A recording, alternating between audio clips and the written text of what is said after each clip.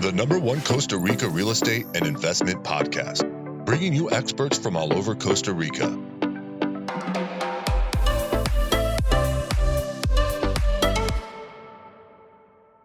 Good afternoon, guys, and welcome to episode 225 of Costa Rica Real Estate and Investments from a very wet Costa Rica. We seem to have had like 4 weeks of just direct rain here, and it's killing our construction projects because you can't really lay foundations very easily when it's raining here, and especially when roads are kind of washing away. So fingers crossed, Costa Rica, it transitions into the dry season very, very soon. It would be very nice. Today, we're going to be talking with Patrick Herbert of Eco Villages. We had him on here a while back, but basically they are developers of kind of like small eco villages throughout Latin America. They have a couple in Panama, Belize, I also think in Nicaragua, and are looking to actively do one in Costa Rica. So we're going to be talking to him about his projects, just a little bit explaining about what they are, kind of what countries that they work in, and what makes them kind of unique there as well. And again, as I said, they're looking for something actively in Costa Rica. I do want to mention, guys, whenever we have anyone on the podcast, it's not that we are kind of, backing any of these people or saying that their work is great. You need to do your due diligence always. It's just a conversation that we're having about getting information out there. As I always say in Costa Rica, trust but verify everything. So at any moment, if you're looking to do anything in Costa Rica and want to chat with us or just get our input, you can do info@investingcostarica.com, info@investingcostarica.com. As well, guys, we've got quite a few real estate investment, like fractional real estate investments available at the moment as well. We've just fully funded another one in Manuel Antonio. We've got a couple more coming in Aranao. So if you are interested in that, guys, you can go to our website, investingcostarica.com. In the top where it says real estate, you'll see fractional real estate under there, and you can have a read there and just send an inquiry there, and Jake or myself in our office here will chat with you. So, or alternatively, you can just email us, info@investingcostarica.com. But let's get straight into the podcast. Good morning, Patrick. How are you doing? I am doing very well, Richard. Thank you. It's a pleasure to have you back on the podcast. I think it's actually been quite some time. Yeah, it's been, I think, over a year, maybe two. Time has flown, dude. It does. You still have the same view, though, which is good. I mean, that's Avenida Balboa there behind you?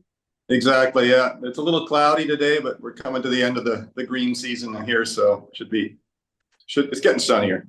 Yeah, no, definitely. We're seeing a little bit less rain here, which is kind of nice. I'm actually going to go and we go on the golf course tomorrow at 1 o'clock in the afternoon and see if we can beat the rain in the afternoon. So we'll see what happens. But, well, Patrick, I always like to get an idea of kind of, what's kind of happening out there, kind of with regards to volume of inquiries, especially, within the world's political, and it's a lot of volatility out there, I would say, at the moment. And I think that's probably here to stay. But I mean, what are you seeing happening on your, end with regards to volume of inquiries and kind of transactions?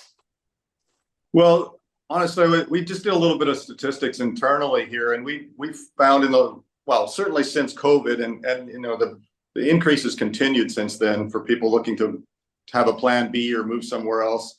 We've got about a 3,000 to 4,000% increase in inquiries and purchases in our communities. And, our biggest problem right now is that, we're running out of inventory in our communities to sell. And I'm on the constant hunt for the next great piece of land to create the next. I don't know if when we were last talking, if we focused much on our Veritas Village communities, but that's really, in a nutshell, it's based on our first philosophy, FIRST, which is freedom, independence, resiliency, sustainability, and transparency. And you get an idea from those 5 words what these communities are all about. And we're seeing people from all over the world. We have a property in Panama here that's a Veritas Village Coronado, and that one is under 100 home sites and homes, but it's on. We only announced it a couple months ago because it was permitted just a couple months ago, and we're probably 85-90% sold out already. Wow. Just people from and it was interesting because there was 10 couples, and our demographics are changed a lot since COVID too. Right? Young couples in their 20s or 30s versus kind of retirement people, but retirement folks as well, and people in their 30s and 40s, all over the map. But the other thing is I found is the like-mindedness of people from around the world. We have, I was there a few weeks ago and showing some people around, and it was 10 couples in a row, all from different countries, like Italy, Germany, Netherlands, Scotland, the UK, Canada, US, obviously, but also Australia and New Zealand. And so it makes the communities very cool, right? Because you're sitting around with like-minded people. You're not feeling like you have any cancel culture or censorship there, because that's what our communities are all about, is right to free speech and all sorts of freedoms. And so it's very cool. You can sit there, have a glass of wine, and watch the sunset, and with people from all over the world that feel the same way. Wow. I mean, I was gonna. What is the price point on some of these properties? Just because, again, I mean, it's always a lot of people listening to this might be like, that sounds great, but like, how much does it cost me to get involved? Well, we have a wide range. So we do smaller properties with tiny homes. Well, first of all, these communities are all very independent. So we produce all our own power. We're not connected to the grid. Yet it's luxury living. Like there's 4 air conditioners and 3, in our welcome center that's completely off grid, 3 fridges and freezers and all sorts of movie projectors and all sorts of stuff but we're not connected to the grid at all. We're also not connected to the water system. We have our own mountain spring water wells, our own septic systems and everything. So it's totally self-contained. And so it makes life there very inexpensive once you're there too, right? Because, you really have, you have no power bill, no water bill, those sorts of things. But, our homes we have tiny homes starting that are around 500 square feet. And then up to mansions and, 6, 7 bedroom, 8,000 square foot mansions. And what I love about it, and, is people can all get together. And like I said, you sit there and have a beer or a glass of wine or whatever. And it doesn't matter what walk of life you're from or which home you live in, you're all kind of have the same sort of philosophy. And so prices start at, 150 to 200,000 for the home, and can go to whatever. The sky's the limit on what you want to spend. But, we do a lot of comparisons of North America or European home prices. And we did one the other day from British Columbia and Canada.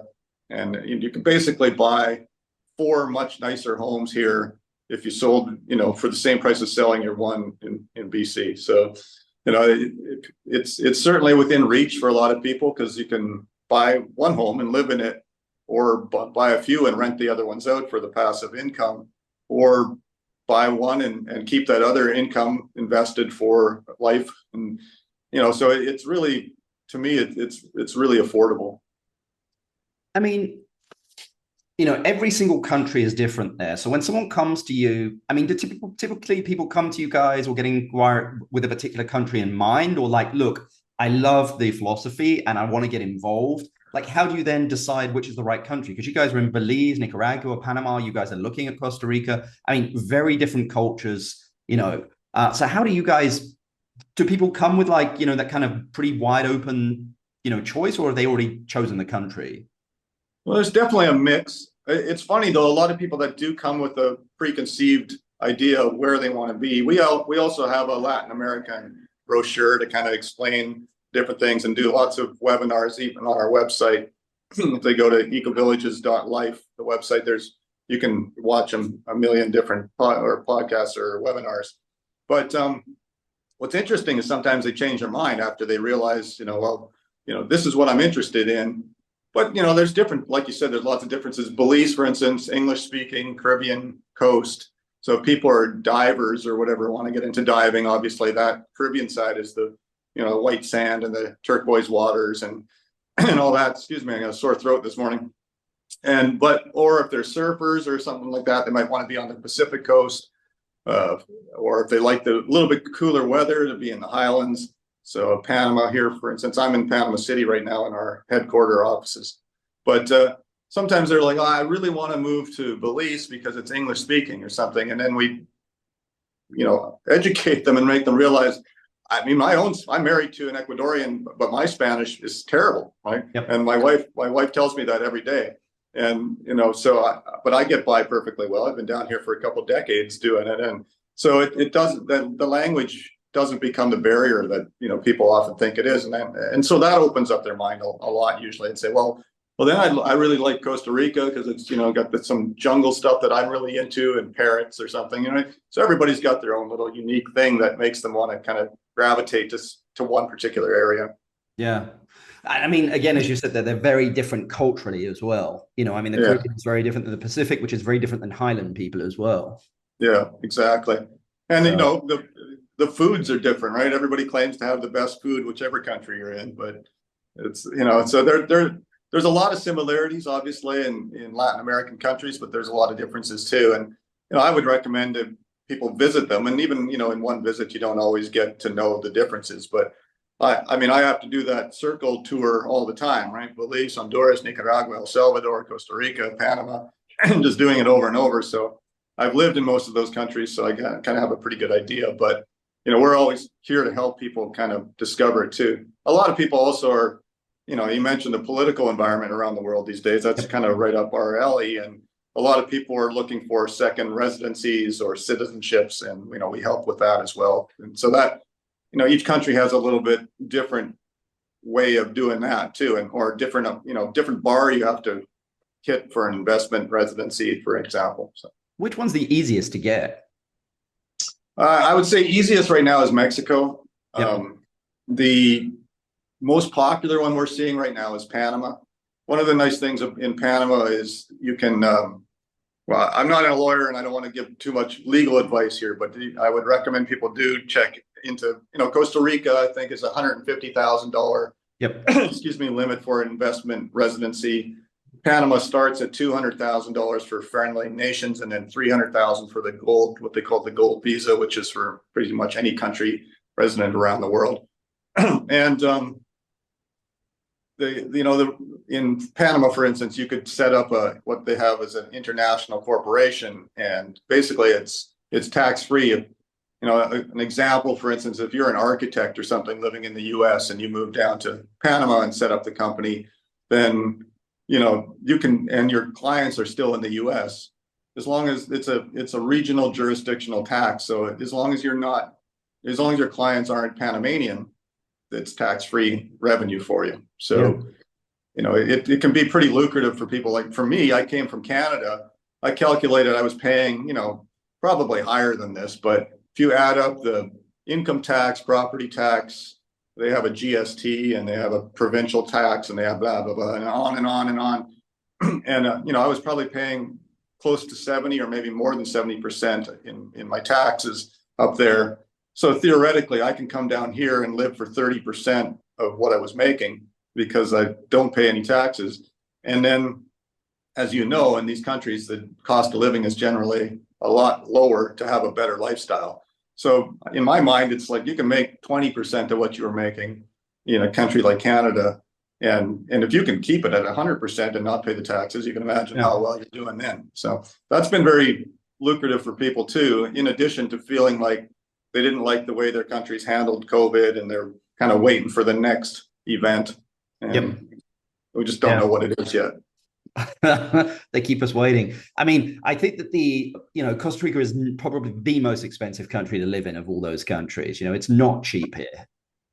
I agree. Costa Rica is, really Costa Rica marketed itself very well for the last 40 to 50 years. So a lot of these countries did not. And so they're kind of playing catch up with Costa Rica. So Costa Rica has, in a lot of cases, better infrastructure. It's also, to me, it's one of the most beautiful countries, in the region. Like Nicaragua to the north is a little bit drier, but it, doesn't have that jungle life that you can have in Costa Rica to some extent.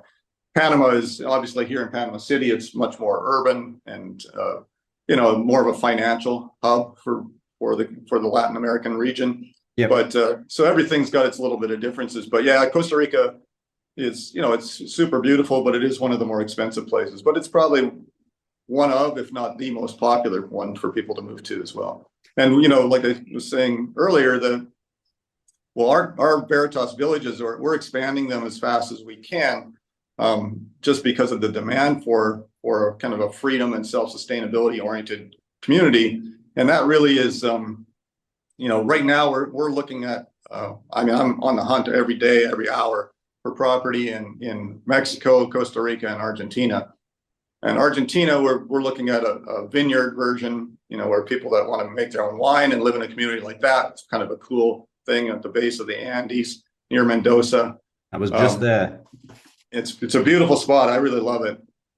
And so yeah, we're doing a lot of things to expand and give people even more choice than they have now. A lot of developers, I guess, well, first of all, developers don't tend to focus on a very, what I guess is a niche freedom-oriented community. But in addition to that, they're often kind of very, very focused on one area. They say, oh, this is the Guanacaste Beach area, and that's where I'm going to make 15 different developments. So we're a little different than that. We spread ourselves out over different countries to give people more choice, but they still have the same philosophy behind the communities. How do you guys manage that? Because I mean, every country is different with regards to the ways of doing things. Because I mean, and land segregation, developments of condominiums and stuff. I mean, how do you guys make sure that your product is successful on that front? Because it's trust but verify everything in Latin America. Yeah, absolutely. Because you'll get told 3 different ways to do this one thing. Yeah, exactly. You do kind of get a sixth sense about it after a while when you're being told the right thing versus something somebody's just making up. Well, Latin Americans typically don't like to say no. Correct. So, if you ask a construction guy, are you a plumber? Yep. Are you an electrician? Yep. Are you a structural engineer? Yep. Nobody ever says no. So you kind of got to figure it out for yourself. I guess the biggest differences are really between Belize and the other countries, because Belize is based on common law from the UK, and the other countries are based on civil law, originally from Spain. There is a lot of similarities, but there's a lot of differences too. And so you're right. We have lawyers and we have project managers and everything in each of the countries, but there are more similarities than differences. But once you've done one, you kind of gone through the school of hard knocks and figured it out. So. Yeah. I suppose once you have kind of like a master plan or a sense of what works, you can kind of print that, if that makes sense, with its differences based on the land and what it has, etc. Yeah, we try as much as possible for time to market to copy and paste what we've done before. That and every time you do in another community, you learn something that you want to. So they continually get better in my impression. So that's a good thing. And, it's a lot of work. I mean, I think in the last decade, I've probably aged 200 years, but, as it can be a little frustrating. Someday, if I ever get the time, I'm going to write a book about, what development in Latin America is like. And I don't know if anybody will ever read it, but it'll be cathartic for me anyway. So. I mean, I'll read it. I'm in the thick of it, and I mean, it's frustrating, and you got to have a lot of patience. And, as I always say, just surf the wave. Yeah. And what that's led to, like, I could tell you some crazy horror stories from 15, 20 years ago, building homes in Nicaragua, for instance. And, I actually had homes built on the wrong lot because I wasn't there. And, it's like, you guys are killing me. But, and I'll preface by saying we're not control freaks here at all. We're building freedom-oriented communities, but we now build all the homes on our communities because, it's so easy for people from first world countries to think, oh, I'll just, contract with the local builder. He'll build exactly what I think he's going to build. And then they come down and they're disappointed. And then it reflects poorly on our communities because they got a crappy house. Yep. And so we don't want that happening. And, I've seen that happen with other communities and other resorts, and it kills them, right? So the word of mouth becomes, oh, it's all junk here in this community. And so, people are a little surprised sometimes. We have a couple rules even for a freedom-oriented community. And one of them is that you have a 2-year build period. You don't have to finish a home within 2 years, but you have to start within 2 years. And that's really to avoid, just property flipping and the community never becoming a community. Yep. But what we see, and I'm sure you see it a billion times in Costa Rica, is you get gringos coming down, having what I call margarita madness. And then they see, wow, this big tract of 100 hectares of land or whatever is so cheap. I'm going to buy it and I'm going to become a developer. They have no idea what they're doing and what they're getting into. So they sell to their sister and their dentist, and that's where it stops. And nobody's paying HOA fees, and the community just collapses. And I get calls probably 3 times a week, like from people like that going, hey, can you come down and rescue my community? And it's generally, no, I can't. You've gone off the rails. But so we don't want any of those kind of situations. So that's why we sort of take a pretty hard stance on the control of, you have to start building within 2 years, or we have the right to buy. If you don't, we just have an option to buy the property back at what they paid for it. Yeah. Well, I think Yeah. that's smart though, because as you said there, I mean, what you guys are creating is a community. And Yeah. if there aren't homes, it's not a community. Like people need to be Exactly. living there, and like there needs to be a sense of place. And like, yeah, I mean, I think that's smart. I really do. Well, and we put an awful lot of money into these communities. Like the one in Coronado here in Panama that we're just releasing now is, it's got a tilapia pond and tennis courts and a little school, a little clinic, a music studio, woodworking shops, farmers market, amphitheater, hiking trails. I mean, it's loaded, right, with stuff. Yep. And if you do that and only have 3 people living in the community, then it's a complete disaster. So, Yeah. we're lucky. We've got, like I said, probably 85-90% sold out, and and we're more on the crunch to find more property than we are to try to.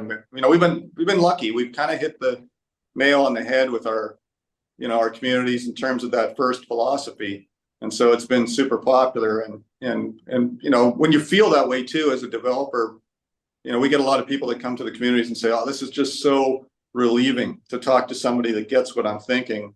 And then they instantly want to be part of that community, so it becomes very popular, which we're lucky because then it supports all those amenities, and we don't have to sit back and go, we don't do any build it and hope they will come. Like that's not our thing. So. Yeah.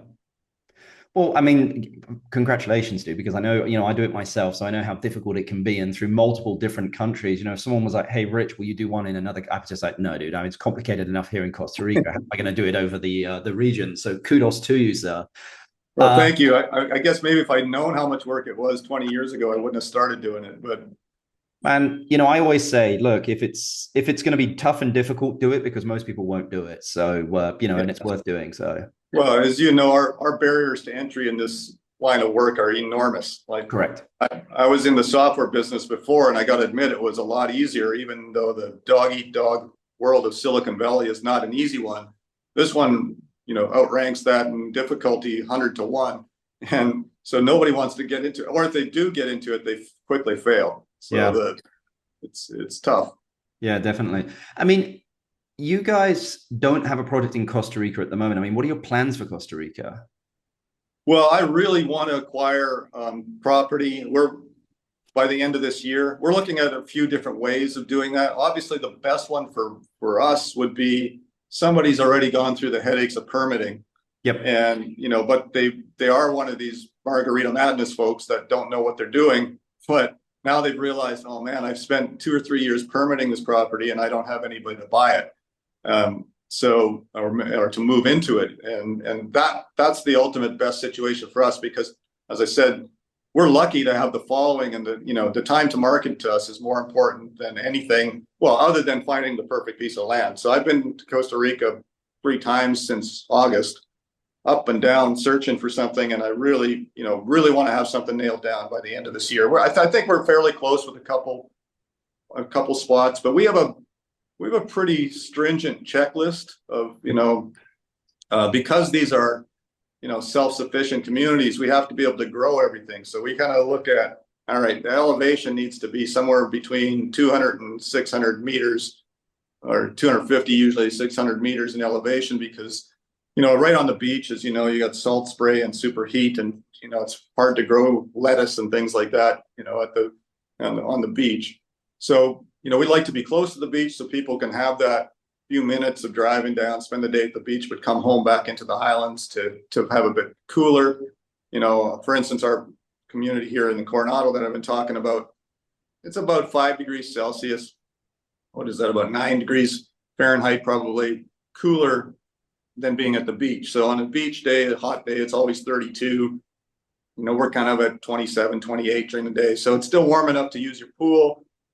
It's comfortable. The nights get down to like a room temperature, so you can sit outside or you can sit inside without too much air conditioning.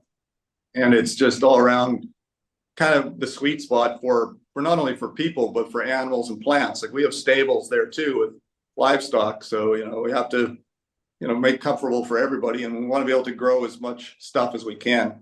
We just planted the orchard there a few weeks ago, and I think there's over 50 different varieties of fruits in the orchard now, and coffee and cacao and all sorts of stuff. So we really try to make it like shit hits the fan, frankly, and we want to close the gates, Yep. you know, we've got everything right inside. Yeah.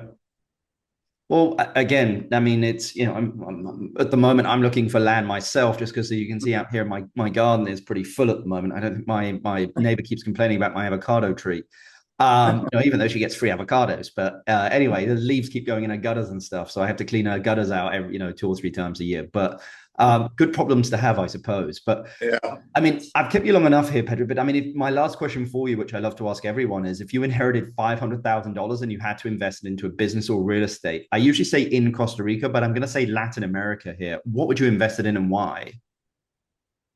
Wow, that's a loaded question with so many potential answers. Well, I think, Costa Rica, Mexico, Panama are all great locations right now to invest in. I think what we've seen in terms of a property wave bubble, whatever you want to call it, in US, Canada, parts of Europe, is probably virtually peaked. That's in my impression. Yep. I think what we're going to probably see, regardless of who gets in as the president next, we'll probably see a stock market correction. And so, I mean, I would put it into land in one of these countries, or I would put it into Bitcoin, frankly, one of those 2 options, because I think that's where you're going to see the biggest bang for the buck. Yeah, definitely. Well, Patrick, it's been an absolute pleasure having you back here on the podcast. Next time we won't leave it so long, and it'd be interesting to catch up and see how your Costa Rica, when you guys start to, really break ground on that, to get you back on and talk a little bit more about that. Absolutely. And maybe we can, see each other in person in the next few weeks. Come do some property shopping. Definitely, buddy. All right. No worries. Take care. Thank you, Richard. Bye. Hope you enjoyed that podcast there with Patrick. I think, these guys are actually actively doing things and have done things before. And I think that's important when looking to invest into a development, is to really understand the developers that are behind this. What have they done? What has their experience been? Because again, if it's their first project, you might just want to be a little bit more cautious, guys. I think as the market starts to settle here in Costa Rica, I'm already starting to see it, that a couple of projects are looking to sell, or they're having a little bit of trouble selling lots here. So just kind of take your time, do your, I would say, due diligence, guys, as well. We've done some due diligence on some developments here, and sometimes it comes out great, sometimes it doesn't. But yeah, I mean, eco villages appear to be, and I say appear, to be doing a great job, but it's always good to go and visit some of their developments as well before you jump into the deep end. Remember, guys, if you're looking to do anything here in Costa Rica, feel free to email us, info@investingcostarica.com, info@investingcostarica.com. If you've loved the podcast, guys, please give us a thumbs up, 5 stars, pass the pod on to someone that you think that would find it useful as well. But we love doing these. We can't do it without your support. So appreciate that support. And until the next podcast, we'll see you soon. Bye. The #1 Costa Rica real estate and investment podcast, bringing you experts from all over Costa Rica.